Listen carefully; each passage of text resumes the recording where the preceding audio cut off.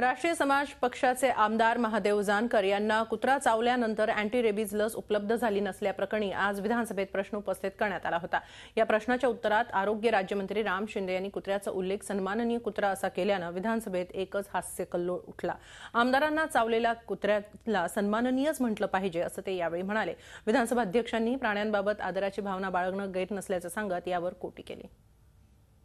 अध्यक्ष महोदय, सन्माननीय कुत्रा चावल्याच्या संदर्भात वडोटीर साहेबांनी सन्माननीय कुत्रा जो आता एवढा आमदाराला चावल्यानंतर सन्माननीयच होईल ना, तो लहान माणसाला चावला असेल तर तो फिरस्त राहील।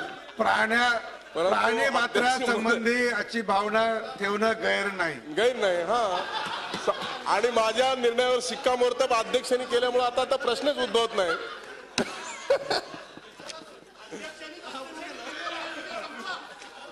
आणि म्हणून आपण अँटी रेबीज सिरम हे खाजगी दवाखान्यामध्ये ठेवत नाही आणि म्हणून तिथे प्रश्न निर्माण झाला आणि जे हॉस्पिटल मधून तो सिरम आपण त्यांना उपलब्ध करून दिलेला आहे।